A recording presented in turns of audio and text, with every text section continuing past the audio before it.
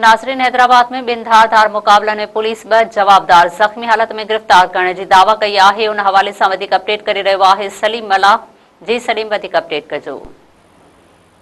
जी बिल्कुल, हैदराबाद पुलिस शहर के मुख्तलिफ़ इलाक़नि में अलग अलग पुलिस मुक़ाबलनि में ॿिनि ॾुआरनि खे ज़ख़्मी हालत में गिरफ़्तार करण जी दावा कई आहे। हाली रोड थाणे जी हद में मुबैना पुलिस मुक़ाबलो थियो आहे। पुलिस मुक़ाबले दौरान एक मनशियात फरोश जेको आहे उहो उनखे ज़ख़्मी हालत में गिरफ़्तार करण जी पुलिस दावा कई आहे। पुलिस जो चवणु आहे त गिरफ़्तार मनशियात फरोश जे कब्ज़े मां असलो ऐं क्रिस्टल आइस बरामद कई वई आहे ऐं मनशियात फरोश पुलिस के 11 केसनि में घुर्बल हुयो। इन खां अलावा हिकिड़ो जेको ॿियो पुलिस मुक़ाबलो थियो आहे उहो सिटी थाणे जी हद में थियो आहे।